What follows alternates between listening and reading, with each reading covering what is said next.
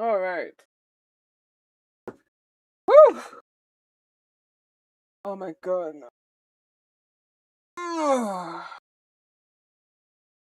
I haven't slept yet. I'm tired as fuck, but today there's like a special Pokemon event. I'm going downtown.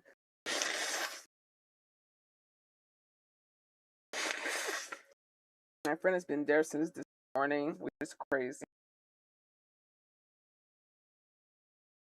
So yeah, that's what I'm about to do. I'm gonna do something simple. While watching a video, I think I heard about this case lately on social media, so let's see what Stephanie has to say about it.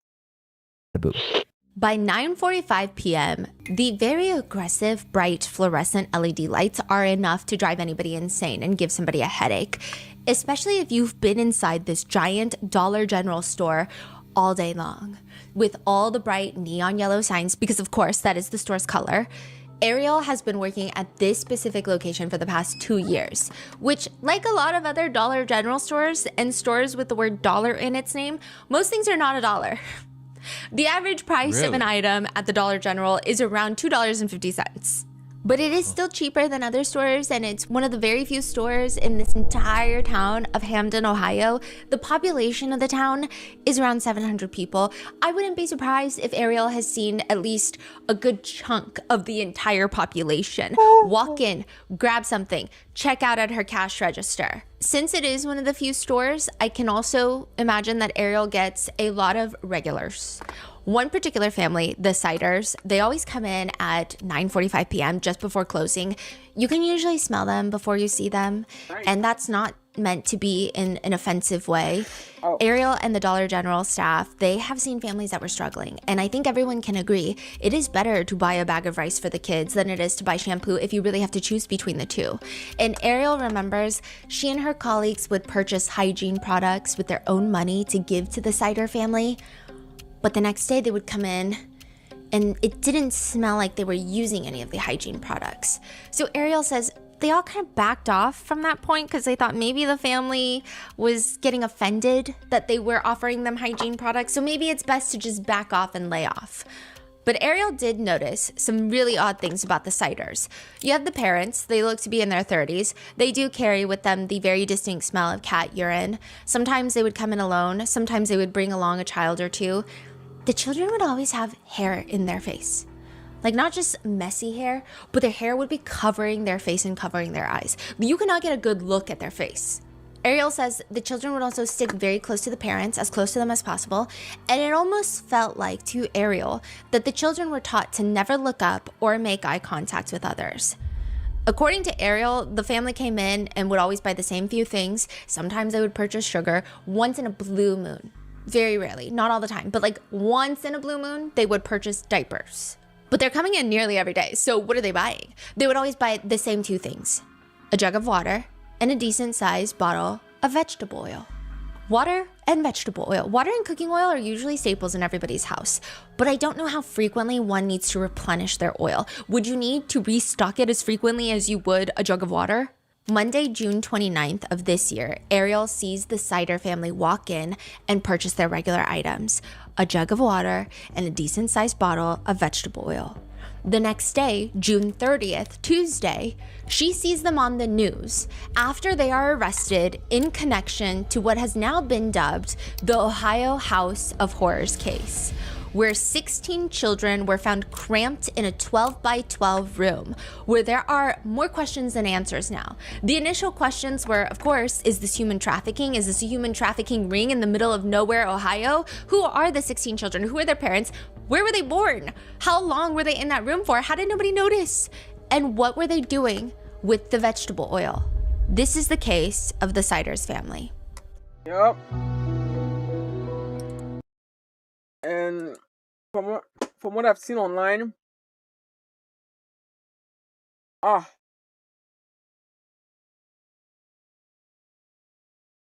despicable.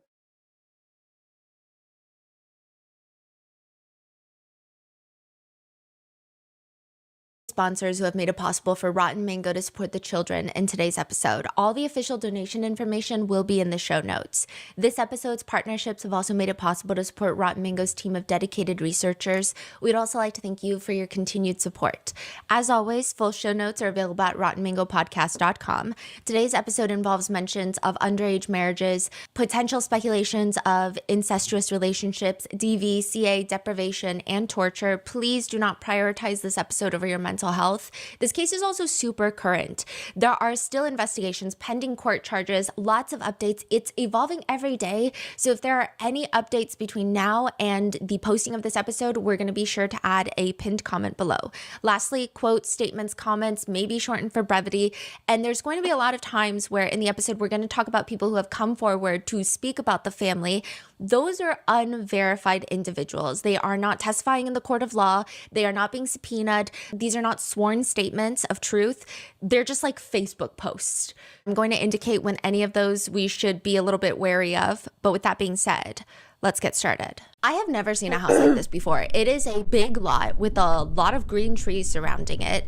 And it's a small house, like 1,300 square feet, which that sounds nice. Like a little plot of land with a lot of green foliage. I mean, it probably could be nice, but it's also sitting directly across from railroad tracks.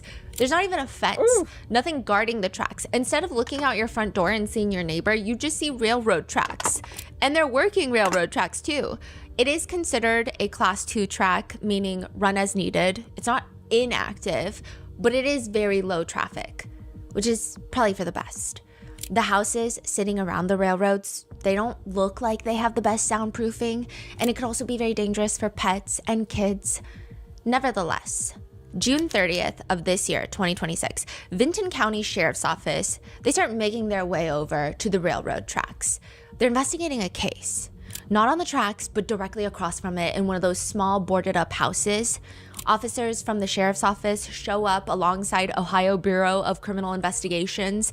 It's unclear if that's how they always operate in tandem, but I will say the Vinton County Sheriff's Office does have 10 sworn officers. That's it. So it could be that. Like, they always need backup. I don't know. Now, this particular house, the officers are approaching, and likely it just hits them like a force field before they even enter. It's like the house is alive. It has a smell, distinctly cat urine mixed with who knows what else. Others that have been there before describe it as a foul odor just emanating from the house. When you walk in the front room, the walls and the doors they look beyond battered. Let's say you don't shower for a few days and you've got all this like grime on your arm, and you just like rub your arm against the wall on repeat until the walls are oddly stained with grime. It's not like if you were to drag a big dark colored piece of furniture across the wall. It's grimy and it's inconsistent. It's here, it's splotchy. It's not just marks and scratches. It looks like a subway station, like filth on the wall. The house looks abandoned. There's trash on the floor. It piles up around the walls like some sort of mini landfill. And in the front room of this house is this hanging picture frame. It's like a portrait, but it's art. It's of a tiger. And it's a very odd placement and a very odd piece of decor, especially in a house that looks so battered that there's not even like a real meaningful piece of furniture or something to sit on. It almost makes the tiger painting hanging on the wall look like some sort of museum level artifact that's just waiting to be discovered. And right under the only piece of artwork in the entire place is a freezer. I don't know if it works. The entire place feels like a dump. There's bags of rice, like a small bag of rice, and right next to it is a can of roach spray, which I can't say is the most appetizing look. It's hard to tell if all the black marks on the ground are cat hair, disintegrated trash, grime, feces, rat droppings. Like, it could be anything, but it is everywhere. It is the type of house where any movement in your peripheral vision is most likely a roach. Yeah. And that's if you're lucky. Somehow the air feels thicker in a place like this. It's a small 1,300 square foot home, but it feels like it's fit an entire landfill inside of it. The basement is filled with trash. I don't know how to describe it, but the pictures that you see of it, If you've seen any sort of hoarding home situation, you may know the visual, but it's when the trash has been sitting for so long in an unmanaged pile, it looks like it's melting into each other. I don't know how it works. There must be some scientific reason, but if I were to put a plastic trash bag on my kitchen counter for years later, it would still be a plastic trash bag. But for some reason, when you pile it together with all these other buckets of unidentifiable substances, cardboard boxes, moldy clothes, it disintegrates to look like it is melting in an oven. As the investigators make their way through each room, they find a little 12 by 12 foot room. It's also trashed. I mean, it's filled with human feces, waste. Inside that room, they find 16 people, 16 children, ranging in ages, the youngest being 18 months old, which is just a year and a half old, to the oldest being 18 years old. They are covered in human waste with insect bites, scratch marks on them. They're all crammed in a space. 12 by 12, just to give you an idea, it is smaller than the size of a standard parking spot at your local grocery store, which is typically like a 9 by 18, sometimes 9 by 20 foot space. 12 by 12 is smaller than that. That's crazy. Investigators, they rush to get all 16 children out of this house as safely as possible. First to the hospital. Some have to be flown by medical helicopters to local level 1 trauma centers. And it should be noted that authorities have said repeatedly, had they come a day or two later, someone could have died in that house. I think if they would have waited another 24 hours, there was a very high probability that we'd be dealing with a death or multiple deaths of these children. After safely taking all the 16 children into state care, they arrest every single adult in that house. 73-year-old Gary Siders Sr., 67-year-old Christina Lynn Siders, 36-year-old Gary Siders Jr., and 33-year-old Elizabeth Siders. 4 adults. Well, So just Gary to give you the looks family like a tree, pedophile. Gary Sr. and Christina are married. They have a son, Gary Jr., who marries a woman named Elizabeth Siders. But when they were married, she was not a woman. She was 15 when they got married, but more on that in a second. So all 4 adults are arrested. They're charged with 16 counts of felony child endangerment. And at first, the speculation online was that this House of Horrors, that's what it's been dubbed online, like a lot of previous cases that have similar characteristics, but it must have been some sort of human trafficking ring. Otherwise, why would there be 16 children crammed into this small room? Like, it doesn't make any sense. Ohio authorities have come out to dispel the rumors and ease some of the tension. They state that this is not a case of human trafficking, even in the slightest, that there is no danger to the community or to society at large. So what is happening? Maybe the neighbors have an idea. The next door neighbor to the Siders says, well, first they were shocked by it because they didn't even know that there were any kids living in there to begin with. They never saw any children near the home, in the home. They thought it was just like 4 adults living there. Not 4 adults and 16 children. They thought it was just 4 adults, not 20 people living inside that tiny little house. It's stupid that it's happening close to Wellston and Benton County. Benton County, I mean, you don't know what's going on in this world anymore. The only thing people could find evidence that there were children indeed living in that house, because people are like, well, what if the neighbors are lying? What if the neighbors were complicit and they didn't report this and now they're trying to cover their ass? But when you look at drone footage and photos of the house, really the only evidence that you can see from the outside, and not really, is like this abandoned broken children's bike in the front lawn. But it looks abandoned. And then in like the brush, the grass, there is a children's book called Jonathan James and the What If Monster, which is actually a pretty good book about a little green monster that whispers negative fear-based questions into the main character's ear to hold him back with self-doubt. But it looks brand new. It doesn't even look red. And inside the house, when the door is open, there seems to be a grimy high chair that also doesn't look used at all. But it's grimy. The investigator says these folks were pretty good at hiding those kids. The Attorney General of Ohio says, I didn't actually go into the room where the kids were. I just looked through the door. I can still smell it. I can't get the smell. I cannot get the smell off of me or away from me right now. The reported ages of the children are 18, 16, 15, 14, 13, 11, 10, 8, 6, 5, 2 4-year-olds, a set of twins, 2 2-year-old twins, and 2 18-month-old twins. 16 kids in a 3 twins back to back? Yeah. That's crazy. Wow. Back to back. in this tiny little room, and people have made these like kind of like a graphic of 16 children laying in a 12 by 12 foot room. If they all laid down, they wouldn't be able to sleep. It just doesn't make any sense. I feel like we should try to sit down. It got stuffy. It got, crowded. We didn't know what to do with our arms, and we were all trying to just really be in the space and just think about what to kind of do and say. Another neighbor says, kids, adults, he didn't even know anybody was living in that house, period. He thought the house was abandoned. He says it's wild that so many people were in that house. I mean, there was no movement or sound. Honestly, the house seemed abandoned, and that was a shock because we had never seen or heard anything from that house. To me, it seemed like they had them locked in there because I never saw a child in that yard. Or the people that was just in court, like that was the first time I've seen them. So if this is not a case of human trafficking, why were the authorities there in this seemingly abandoned looking house anyway? Did someone notice the kids and call the police? Weirdly enough, authorities have been very evasive about this question. No one has confirmed why they were out there in the first place, but it is believed that the police were investigating a case of indecent exposure where Gary Jr., so the younger one, 36 years old, was allegedly indecently exposing himself. According to court records, Gary Jr. is accused of exposing himself outside of his home to people other than those in his household on May 23rd, May 27th, May 29th, and May 31st. Jesus Christ.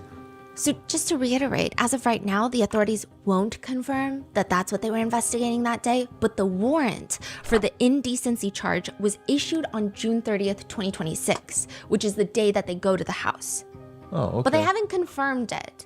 So there are other rumors like floating around of why the investigators were at the house in the first place. But one forensic psychology researcher does state, when I see indecent exposure, it usually sets off a red flag in my head. In addition to... My brother let me use his. I'm gonna go look for PS5 price Saturday. Damn. Well, good luck with that, bro.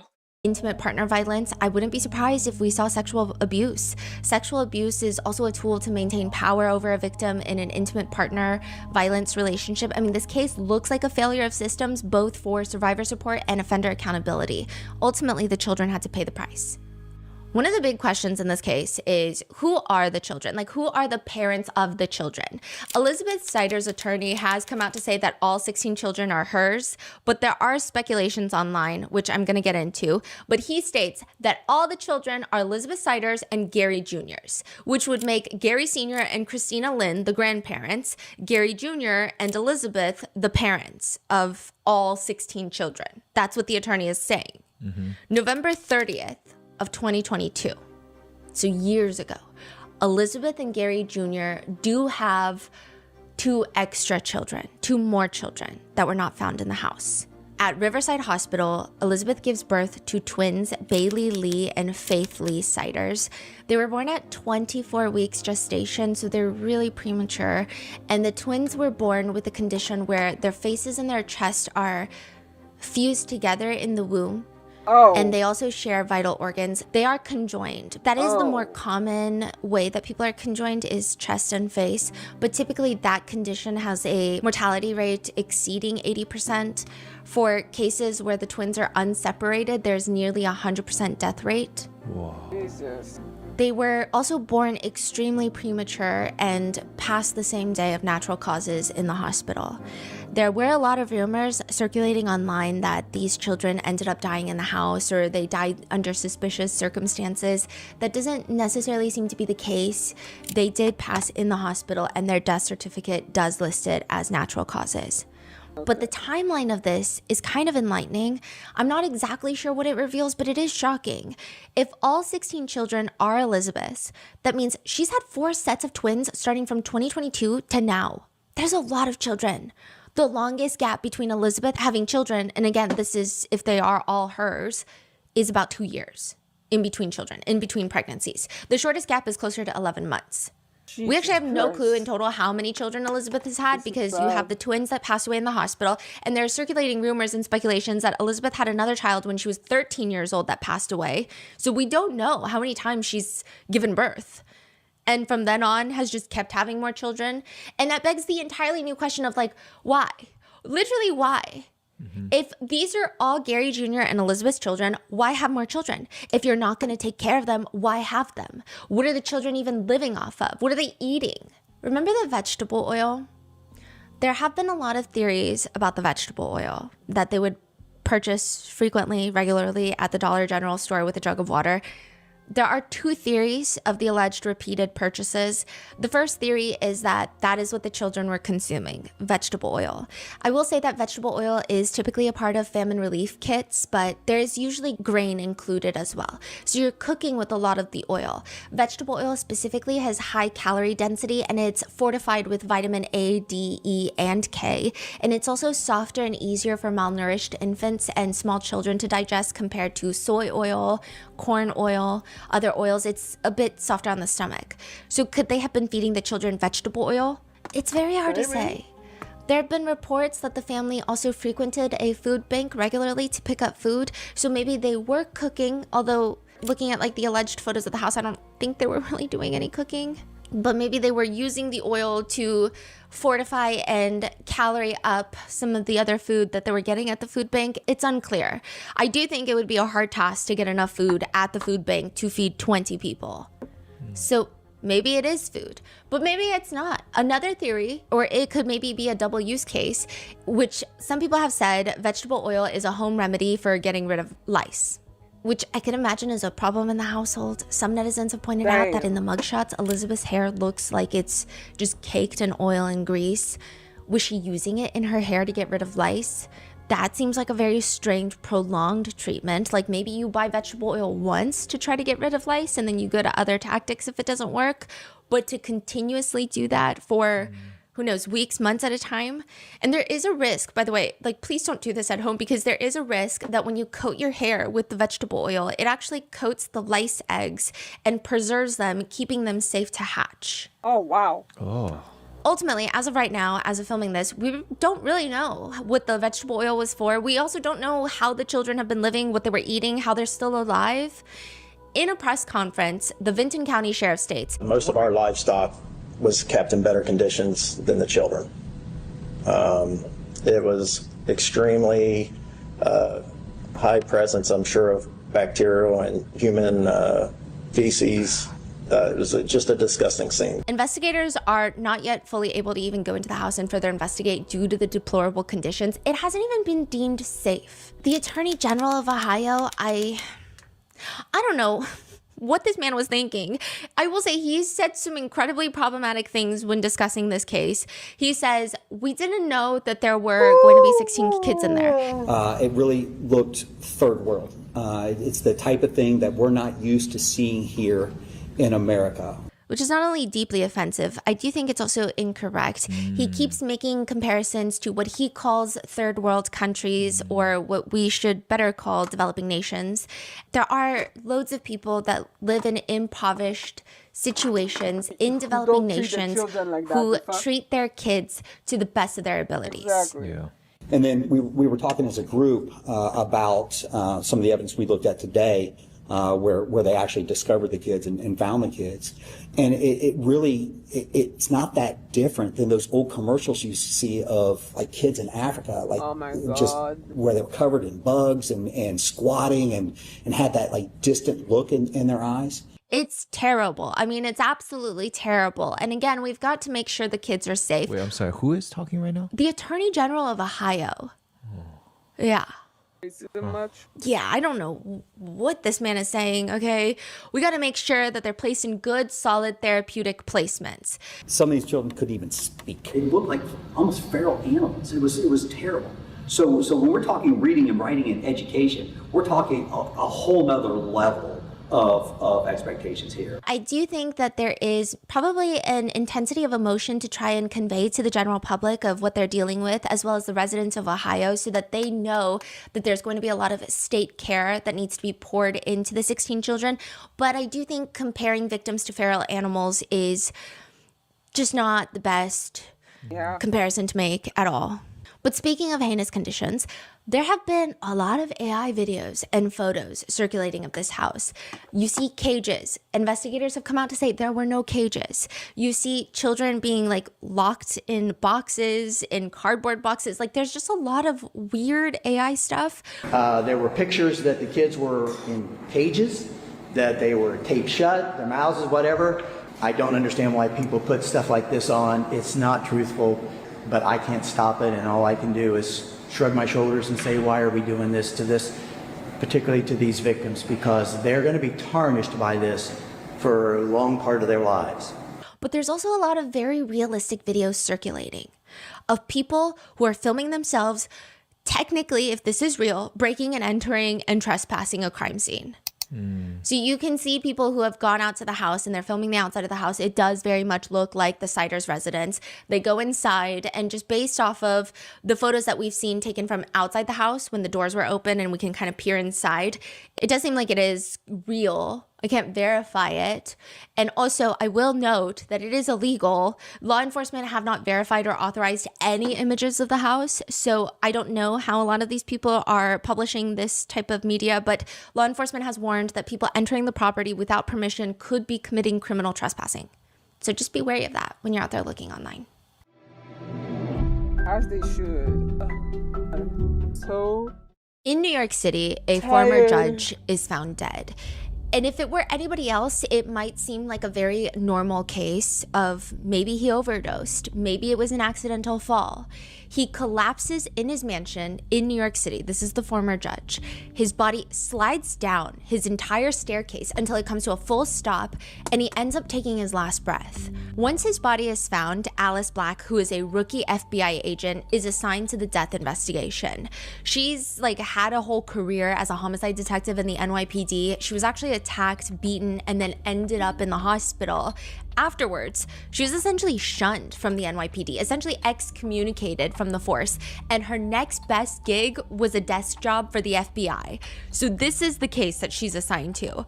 Her experience is pretty clear when she arrives at the scene because she spots these claw marks on the bottom of the bathroom door that match the victim's swollen and raw fingers. She also notices the track marks in his arm. It's an overdose, yes, but the victim is clearly not an addict. The scene was purposefully staged by the victim's killer. The scene also matches a prior death case that Alice Black has on file. Alice makes the connection. Both staged overdoses, both men who hold power in different ways, and of course, the killer. She thinks the killer is going to be the same person. In Hulu's new series, Furious, we're actually introduced to the killer, to Catherine, our female serial killer who already has her eyes on her next victim, her third victim. As Alice pieces together the investigation, we get to see exactly how finely tuned and deliberate Catherine is killing. She is completely in control. She snakes her way into her third victim's life, but it's very clear this is not her first time meeting him. Her victim is also picking up on this, but he can't exactly place where he's seen her before. He really doesn't have any sort of idea. This case does not go as planned.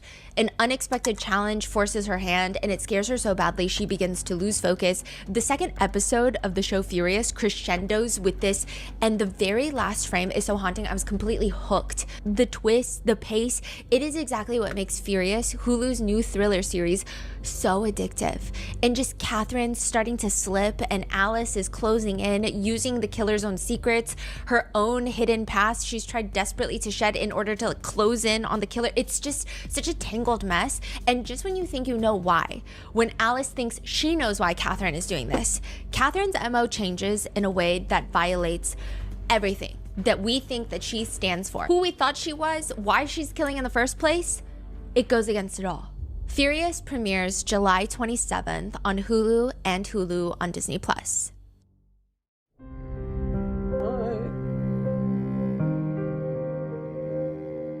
As of right now, all 4 adults have been charged, like I said, with 16 counts of felony child endangerment. Bond was initially set at $300,000 for all 4 individuals, which is not the case anymore. But first, let's get into what we know about the 4 first. Elizabeth Siders, the 33-year-old, the alleged mother, is the one that a lot of people have opinions about online. She is the alleged mother of all 16 children, and netizens have started pinpointing out that her demeanor in the virtual court hearing was not what they were expecting. I guess people going in, they were comparing this case a lot to the Turpin case, where the parents were, I don't want to say that these parents are not similar, but I think they were expecting a very evil demeanor. I think they were going in expecting a cruel, heartless mother who wanted to abuse her children, perhaps for fun, perhaps for her own sake of pleasure. We don't know, right? But instead, they see the court hearing and they see a woman who looks a little bit more confused, more than anything. Like, she looks very dejected and confused. And netizens have noticed a mark on her left arm. It looks like a ligature mark. So the mark on her left arm does seem too high up to be a mark from handcuffs. And it seems like it's prominently on just one arm. I don't see it matching on the other arm. It's unclear if this is a ligature mark or when it was, where she got it. Like, it's just, netizens are a little bit skeptical of the mark. People have also further dug deeper into her past. There are pictures of Elizabeth from before she marries Gary Jr. And I think it's gone viral because it's just so jarring to see the difference in the way she looks. She looks like a very normal person. I don't know if that's an offensive word to use, but she looks incredibly normal. She looks well adjusted. She looks like a typical teenager. And then you see her mugshot, and yeah, 15 years has passed, but it just doesn't make sense how she got set on this trajectory of life. They look like two completely different people. In addition to that, according to records, Elizabeth and Gary Jr. were married when Elizabeth was just 15 years old and Gary Jr. was 18 years old. Elizabeth's family have also come out on Facebook to allege that Gary Jr. started isolating Elizabeth from them when they got married when she was 15, which it's believed that they had to go out of state to legally get married. Marriage records show that Elizabeth being 15, Gary being 18, that would not be legal in the state of Ohio, but it is in the next state over in West Virginia, which is where they went to file their marriage license. That's crazy. And 2 months after, they give birth to a child. One politician from West Virginia who helped pass a bill banning child marriages in West Virginia states, West Virginia was one of the only states in the country that didn't have a floor for the marriage at all. There were records in the past 20 years, like not 100 years ago, not 200 years ago, 20 years of children as low as 8 years old being married to grown adults, people in their 50s, 60s. Allegedly, one of her brothers, Jeremy Russell, this is Elizabeth's brother, alleged brother, has posted on Facebook, "My sister just wrapped her life up." I'm not entirely sure what that means. I don't know if it means like her life is over now that she's facing these charges, but he says, due to indoctrination, it is 100% real. 20 kids and younger than me, the math equals immature piece of shit man involved. I met this dude a couple months ago, shook my hand like a baby would, super soft hands, definitely never worked a day in his life. I should have took him out that night. It's been 15 years, you lost touch with your family, followed another, and look what happened. Oh, he's also bashing the sister, you're saying? Yeah. And he said he met Gary Jr. a couple months ago? Yeah. Like just recently? Mm-hmm. Did he say he knew or didn't know the kids? It seems like he's insinuating he didn't know that they had that many kids. A lot of the relatives have come out and they've stated that they knew that they had kids, but they didn't know exactly how many. That's a pretty wild statement to say, though. Yeah, how do you not know? Like, even my relatives that I don't talk to, I have a general idea, pretty firm idea, actually, of how many children they have. Yeah, it is odd. There is, though, a huge debate on whether or not Elizabeth, because she was married at 15 years old and had her first child, it's actually alleged that she had her very first child or gave birth to her very first child when she was 13. That child did not end up making it. The question is, was she groomed and kept almost as some sort of breeding machine, some sort of breeder? How much is she a victim in all of this? How much is she a perpetrator? Which, side note, all 4 defendants have been assigned public defenders. Elizabeth's attorney has been incredibly outspoken in this entire case, and some might even say, like, maybe a little too outspoken. He states in an interview that when he went to go talk to Elizabeth, he didn't really know what he was walking into with this case. Like, I'm sure he Googled it and it's bad. But he says that when he walked in there, he doesn't know what he was expecting, but he sees Elizabeth and he describes her as being very timid and exhausted. I asked her if she had seen any of the coverage that has been online for the better part of a day now. She hasn't. She does not know how the home, the conditions, the investigation is being described. And I chose not to share all of those details with her at this point because she does seem so fragile.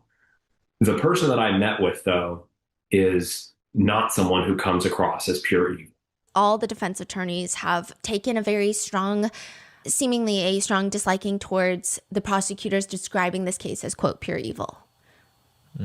Evil requires malice, and the person that I saw there, Elizabeth, she doesn't have that in her eyes. He says the thing that shocked him the most is one of the very first questions that she asked him was, are the kids okay? When can I see the kids? Do you know anything about where they are? Usually when people are in jail, they ask can you get me out of here? When can I get out? So I think that was telling. Which a lot of people are saying, like, well, the bar is so low.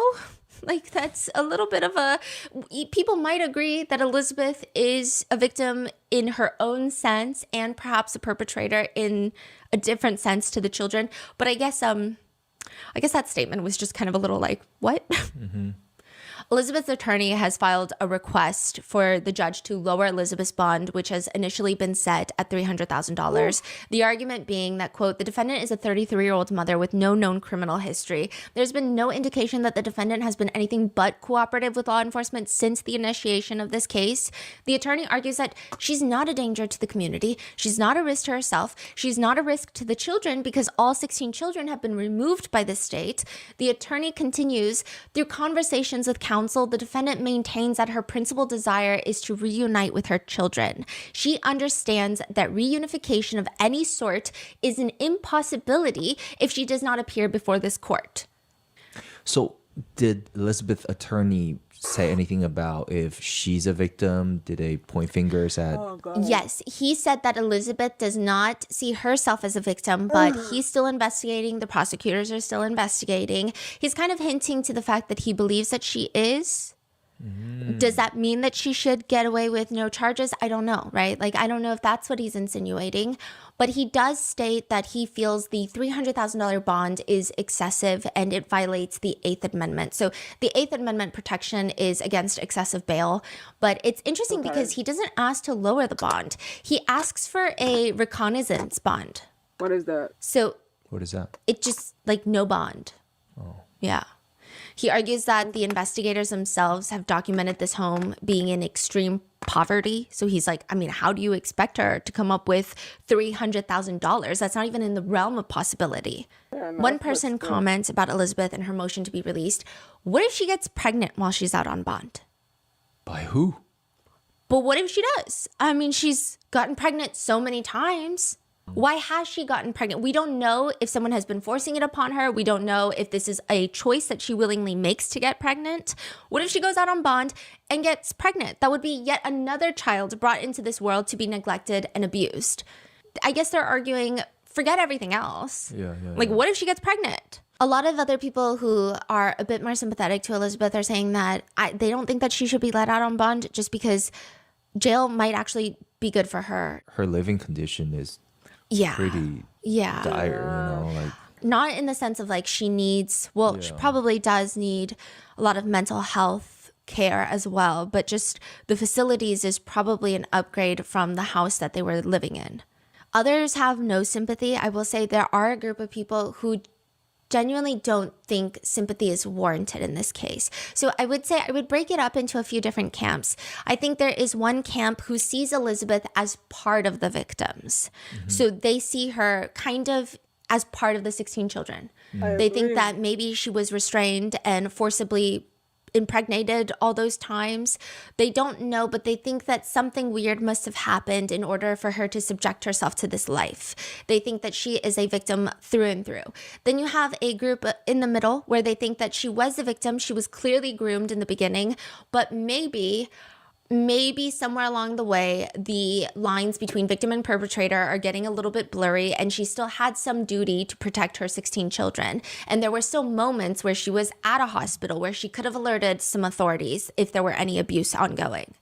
Then you have a group of people who say it doesn't matter if she started as a victim. At the end of the day, there are 16 victims that she neglected. And they say, quote, she smelled them every day as they laid near their feces. She heard their hunger cries. She saw the insects and roaches crawling on them. She saw their ignored tears. She didn't care. Her bond should not be revoked.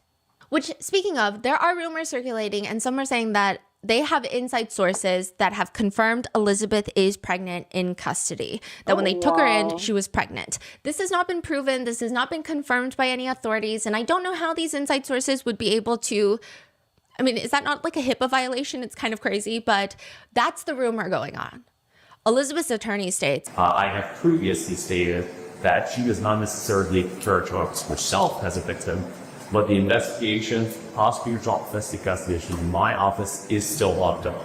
He says, I think this is a case more so of isolation than a case of evil. And I think there's an important distinction here. So this is the part where I feel like maybe the lawyer needs to stop doing some interviews. I think dispelling rumors or even advocating for your client are all really great things. But I think some of the arguments he makes is kind of like the Attorney General of Ohio, where it's like, I don't know why you said that. And now you're making people oppose you for no reason. So he's saying things like, he's insinuating this is more of a case of poverty than it is neglect. And it has a lot of people riled up because they're like, no, I grew up impoverished. Or some people are saying, no, I have children and I went through a time where I didn't have any money and I never treated any child like that. Yeah. So it's a very tricky situation I think he's finding himself in. Not the best approach. Yeah, and he says, quote, because if that's all you know, and you have to think, someone at 15 years old doesn't know a whole lot about being an adult, about being a mother, about being a wife. That's been your worldview for the past 17, 18 years. You get shaped by that. And he continues to emphasize this is maybe more so about isolation than it is about evil. He states, I don't think we've seen any evidence to prove or to suggest that the children were locked or forced to remain in that 12 by 12 room. He says about Elizabeth being pregnant so frequently. So what she's told me repeatedly is that she and Gary wanted a big family. I don't know if they wanted a family that was this big, but they repeatedly said, she's repeatedly said to me that she wanted a big family. She said that kids are a gift from God. He says he was told by Elizabeth that some of the older kids had phones and their own social media. He said that it just doesn't jive with the way the case has been described to the public. He says it's his understanding that the kids can communicate and there's nothing to suggest that they were anything like, quote, feral kids, that term that is being used in the media. To which one netizen comments, the kids had social media, but the oldest couldn't even spell their own name at 18.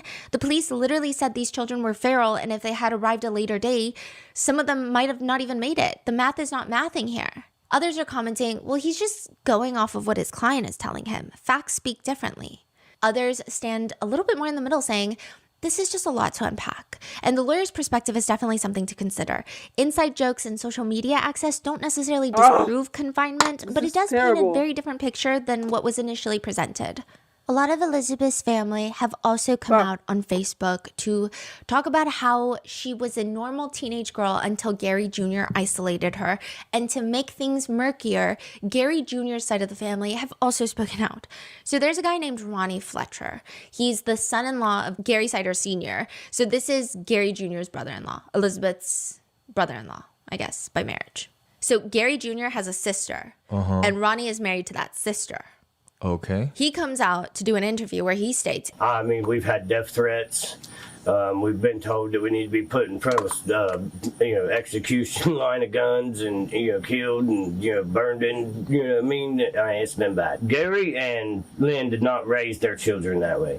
They're the four daughters that got out are successful members of society. We've raised our children. Our children have, college degrees or, whatever, and for us to be put into all this and there's generational incest and, this is going on generational, it's not true.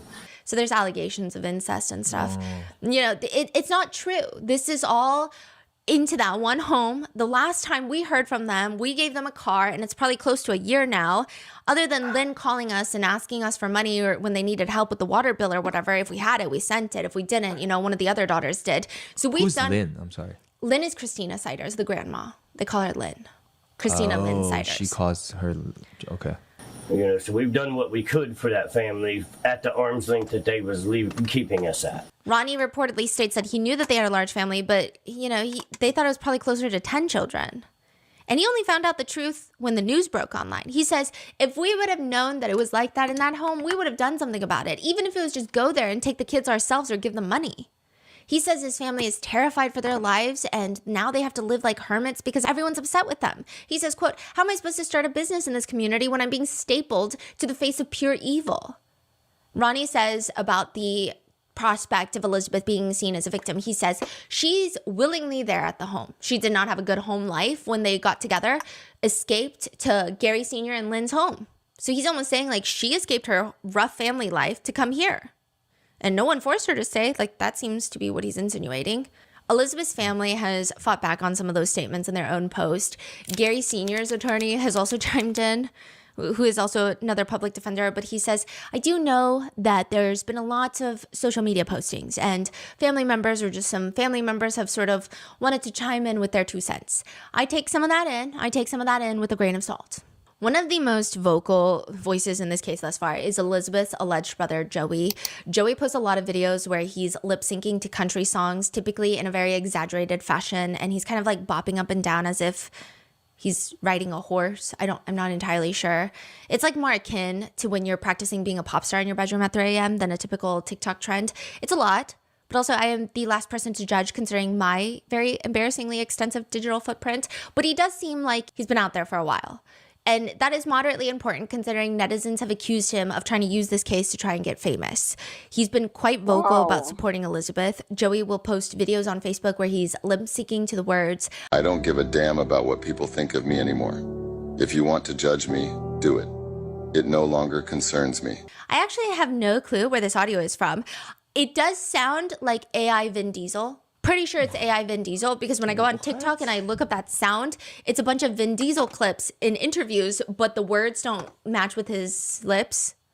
I think it's AI Vin Diesel, but it could also not be. It could be Vin Diesel, real Vin Diesel. But he writes in the video, pro Elizabeth, king of gone country. I guess. King of gone country? Yeah, I don't know if that's he just likes calling something gone country and being the king of it, I suppose, right? But one of the top comments reads, praying for her and her children, pro reunification. He's also making AI photos of himself and his sister hugging. Like, it looks like it's outside of jail. Mm-hmm. Like, right outside the gates of jail. Like, not outside of jail, but like in front of the jail. But has he say anything specific, or is just these random posts? More so random posts, and he does lay down some allegations. However, it doesn't appear that he was really present in Elizabeth's life. So it's unclear how much she knows. Oh, he knows. Yeah. Okay, so he's not saying anything about the case. It's just free Elizabeth. Yeah, and maybe more so like emotionally compelling arguments, but not so many where I'm like, oh, okay, that makes sense. Okay. But emotionally compelling in the sense of it does make you feel very sympathetic. Right. But he captions things like family over everything, blood bonds unbreakable. Joey's also fighting back to internet users who have been posting negative things about him and his family. And he writes in all caps, don't worry, guys. I'm not worried about what people say on my posts. They're just immature humans that don't know their asses from holes in the ground. A box of rocks are smarter than half the people saying stuff. And if you don't like me, why are you coming to my page? He's also reposting a lot of supporters' threads on Facebook that reads, for those that feel Elizabeth is a human being who fell through the cracks, who spent her entire life in a cycle of abuse, neglect, and trauma, she is housed in Ohio Regional Jail, scared, alone, uneducated, and visibly emotional in a court hearing. She needed help. She still needs help. For those of us who have compassion for her, here's how you can help her now. You can send her a meal through iCare, and you can add money to her commissary so she can get hygiene, snacks, paper, shower shoes, a hairbrush, things she clearly has done without for decades. They argue that, quote, if she was uncaring and malicious, she could have left all the babies and ran, but she stayed. She couldn't leave them, and he just kept climbing on top of her for his own gratification.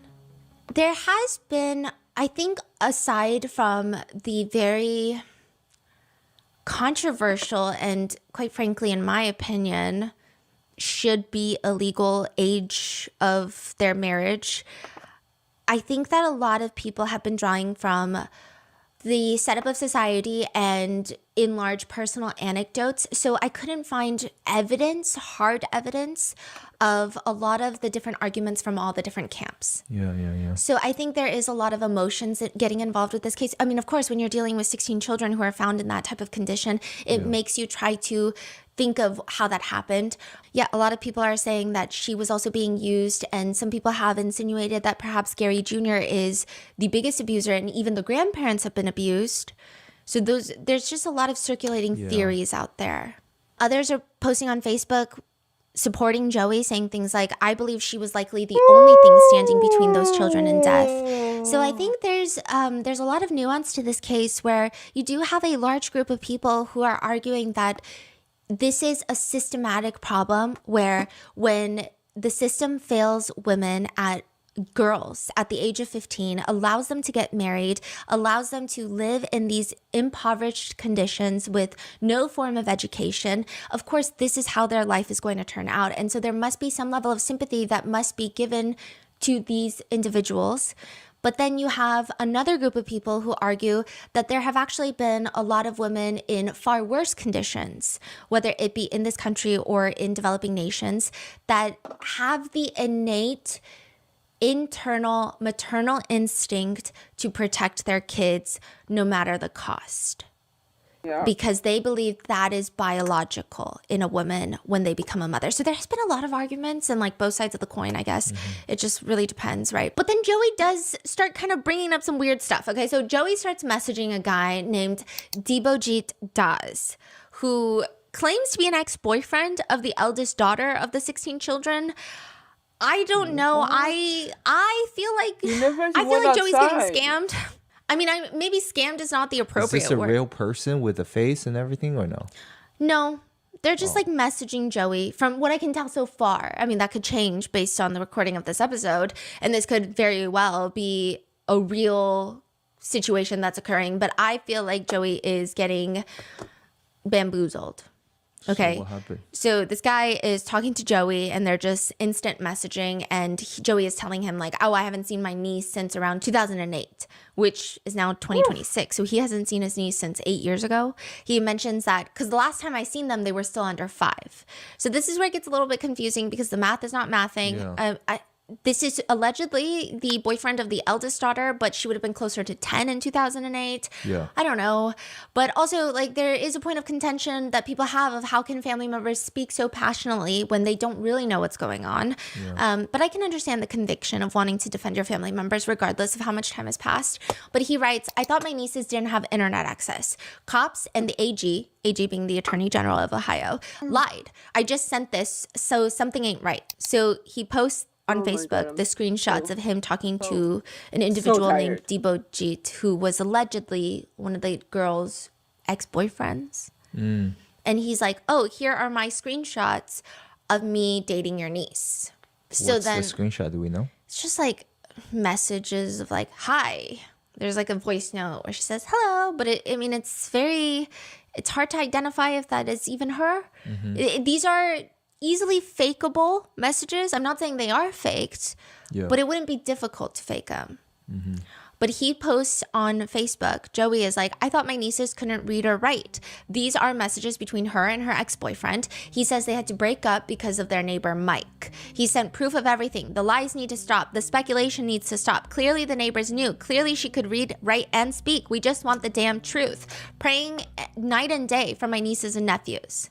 Yeah, so it's just, Yeah, it's just so unclear. Yeah, but I also think the argument stands, but not really, in the sense of, I don't think the point of contention is if they can read or write. I think just the fact that they were found in those conditions is the point. Yeah. Also, Joey has served time for endangering children, resulting in serious physical harm to a child, felony of the 3rd degree. So the court sentenced Joey Russell to a 36-month prison term, which was the maximum penalty for his crime. To who? Do we know? Is it a family member? Or? Seems like it. Yeah. A woman named Tiffany Saunders posts on Facebook again, and it's very hard to verify any of these Facebook posts, but she says, I'm making this post for the sake of truth and truth only, but for clarity.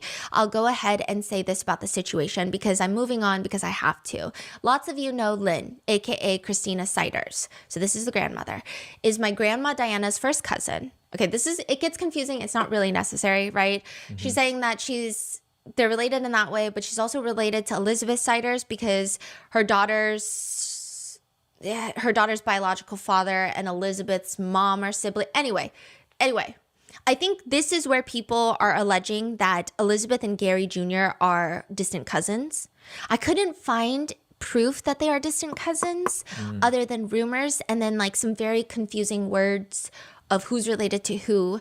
But I did sit there and I worked out this little family tree, and they are not biologically related if this is what people are basing off of that allegation from. Oh, I see. Right. But I don't know, maybe there's other proof somewhere out there.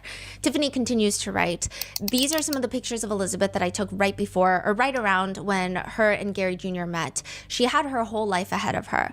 While part of me wonders if she wasn't mentally conditioned to think most of this was okay, the mom in me knows it doesn't matter. There's absolutely no excuse for dragging your kids or any human through your BS to this degree. In my opinion, she's guilty to an extent simply because she is an adult. The justice system will handle the situation however it sees fit. I'm cool with that because, you know, what should happen in a situation like this? What does real justice look like here? I don't know, because that's a decision I'm way underqualified to make. But I feel like this also needs to be said. Lots of people failed those babies and they continue to fail lots of others all over and keep the pattern continuing by not intervening when things aren't quite right. People all over the USA right now keep saying, oh my God, how does this even happen? Most people can't fathom, and I really wish I couldn't either, but here's an idea: generational poverty, deeply embedded trauma, mental and physical illness, systemic failure by other family and community members, all mixed into one big horrible mess. It's nearly impossible to escape any unhealthy situation without the proper tools, without the proper resources.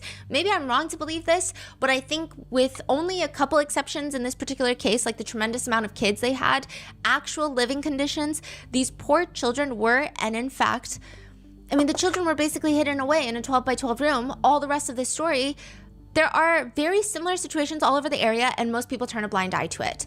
From the child marriage to no education, living in unhealthy environments, and living in extreme poverty, it's all pretty much normal to a lot of people, I personally think. It's almost like it's deeply embedded for people to turn a blind eye because they're already struggling themselves. Or these are uncomfortable situations and topics to think about. That has also been a huge thing where people are saying, like, I don't know why Americans are so shocked right now that this is happening in their country when you can just go to West Virginia and see one of the most impoverished states in the entire nation and see that this is something that's happening out in the open and it's pretty blatant.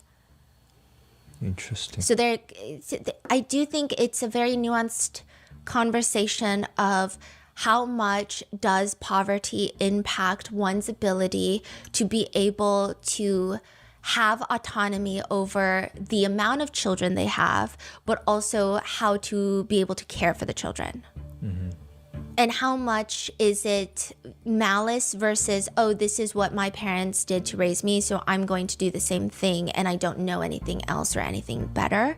So I guess that is a very nuanced conversation that's taking place. And I think depending on everybody's socioeconomic backgrounds, people have a lot of different stances. I do think this is a conversation where it is really important to probably face privilege when you feel like you have a very strong negative opinion, right? I guess. See how much that plays into it, which has been, something people have been talking about. But because still 16 children seems beyond excessive, even in those conditions, right?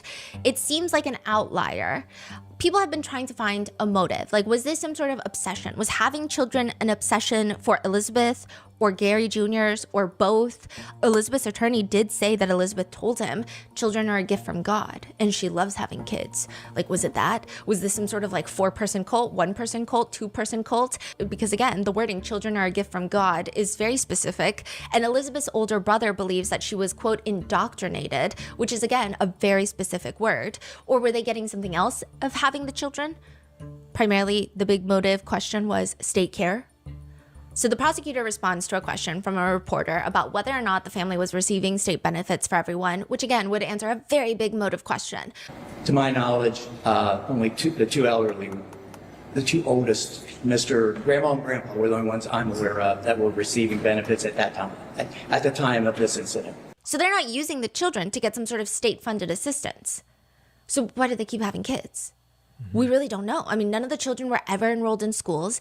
And I think that this case has been kind of a reckoning on a lot of state-funded systems. So the first question was, a lot of the children seem to have been born in local area hospitals, which is what Elizabeth's attorney has alleged. Which means if Elizabeth is going to hospitals and giving birth to these children, was there not any point, any medical intervention should have stepped in? So that seems to be a big question of like, was there failure there? Then there's another question of why is Ohio so relaxed with homeschool laws?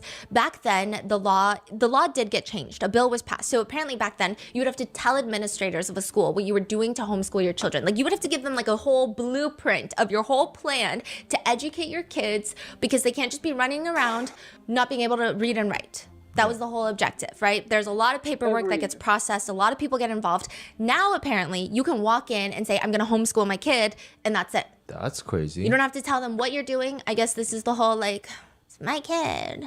I don't know the fucking argument, okay? I really don't know. Yeah.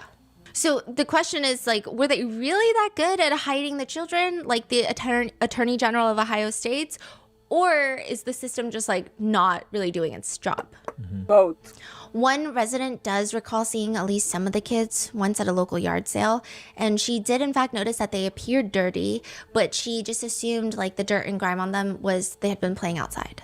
The police haven't confirmed that every single child belongs to Elizabeth and Gary Jr. There are DNA tests being done. There are some people out there that believe and are speculating that older children could have given birth to some of the younger children. This is basically an internet rumor. A lot of that speculation seems to stem from the idea that they believe there is no physical way in which Elizabeth could be able to give birth to 4 sets of twins back to back. So remember in 2022, she had a set of twins that passed in the hospital, but her last births were allegedly 4 sets of twins. Yeah.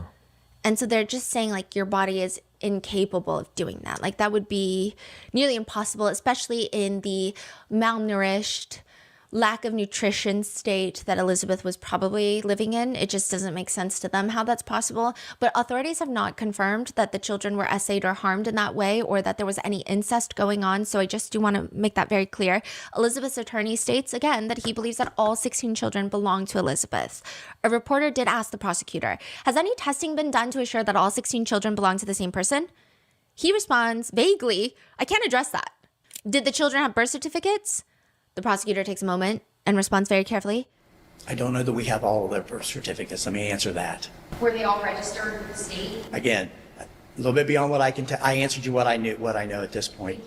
So things could have changed. It seems like they did locate most of the birth certificates, but one reporter asked the prosecutors, do you know of any children's services safety checks conducted at that home? Were there any mandatory reportings, especially by hospitals or medical officials? Yeah, I can't address that, sorry. As of filming this, of the 4 adults, one of them has already been released. Gary Sr., the grandpa, has since pled not guilty by reason of insanity. He is demanding an his attorney is demanding an evaluation to determine whether or not he's competent to stand trial. And the reason that he was released is not even because of his potential incompetency. It's the fact that July 8th, they were scheduled for a preliminary hearing. And as they were transporting Gary Sr. to the courthouse from the jail, he falls. They take him to the hospital because he fell. They run a bunch of tests on him and they realize, holy shit, he's got so many serious medical conditions that require specialized care, which is basically the only reason they let Gary Sr. out on bond. The prosecutor on this case says to the community very bluntly, practically, and I don't know if you folks know this or not, but when defendants are housed in county jails, it is the county's responsibility to pay for the medical care. Prisons are for defendants who have been convicted. Then the state of Ohio has to pay for it. But he's still an innocent man that has not been convicted yet. So the county was going to be on the hook for his medical care. Vinton County, also one of the smallest rural counties in Ohio. Mr. Sider Sr. has a serious medical condition that requires specialized care. His medical care could potentially bankrupt Vinton County. The prosecutor states we were not going to put that burden also on our local taxpayers, so it was agreed that we would do a recognizance bond so that he could get the medical treatment that the doctors say that he needs, and it won't cost the county that money. If he's released from the hospital, he will then be equipped with a GPS monitor. The medical care is going to be paid for probably on a federal level, I would imagine. That's what I think would happen. I'm not too well versed in like the pipeline of medical care for individuals who have no access. That's interesting. It seems like it would be taken care of on a federal level, but I'm not entirely sure. His attorney states he's entitled to his presumption of innocence and that his guilt must be proven beyond a reasonable doubt. The state needs to prove that they may, the facts may bear out or they may not, that he may be found not guilty or not competent or himself a victim. So until we all know what's going on, I would ask the viewers to take a breath, take a step back and let the process play out.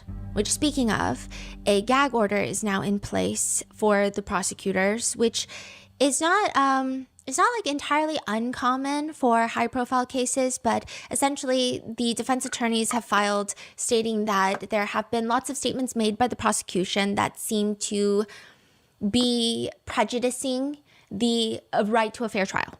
basically saying is pure evil, calling it the House of Horrors, calling them just like feral children, all of these things they think is not good.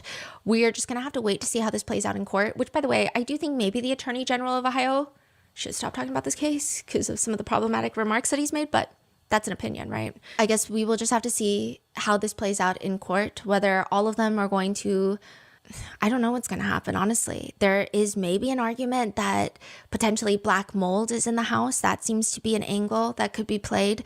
Black mold poisoning can be similar to dementia and cause brain fog, sudden mood swings, depression, anxiety, insomnia, chronic fatigue, headaches. I don't know. Some people believe that the grandma was taking care of the kids, and when her health declined, it caused this entire thing to go down. But all we know right now is each charge carries a minimum sentence of 2 to 8 years in prison with a maximum sentence of 12 years. So a potential maximum sentence on all 16 counts could end up being 192 years for each defendant. Damn. State social workers say they've received dozens of calls from local residents in the county offering donations, offering to help with long-term care for the children. They just passed, they just approved $1 million to support the children. They're estimating the care to be around $100 to $250 per day per child for the rest of this fiscal year. But I just don't know like how much that will impact. I think that there probably will need to be a lot more resources poured into the 16 children if the conditions are as bad and as extreme as the prosecutors are describing them to be, which I tend to agree with just based off the pictures that I saw of the outside of the house looking in. But what are your thoughts on this case? That is so far what we have on the 16 children's case in Ohio, the House of Horrors. What are your thoughts? Let me know in the comments, and I will see you in the next one. All right. My opinion as a person who hasn't slept and who is falling asleep is that the girl who got married at 15 and who has then proceeded to give birth to 18 children because of the set of twins that died is a victim. She's a victim. 15, you get married and then you proceed to just get babies after babies after babies and then sets of twins. Like, this whole story is crazy. Also, I was expecting to have a little bit more reaction, but I really I was fighting my own damn self the whole time. I was fighting. Ugh. I'm tired. I'm so tired. I am disgustingly tired. But I'm pretty much done with my makeup. Is it the most beautiful makeup I've ever done? Absolutely fucking not. But it is, it's I, and I'll take it. Other than that, is there anything else that I would like to say? No. I just hope that the children can recover from this, because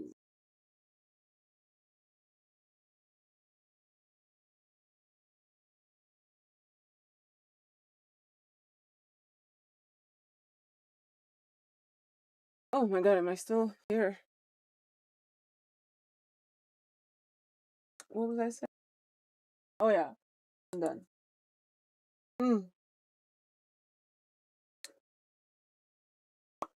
My makeup is dry. I'm gonna have to go before I fall asleep here instead of catching Pokemons with my friends who's waiting for me downtown. I have lost my train of thought, but courage to these children. I hope they recover, and I hope that they heal and that they get better. Sorry. I really thought that doing my reaction would wake me up. It did not. I'm still very much sleepy. Next one that I do though, I'm gonna be awake.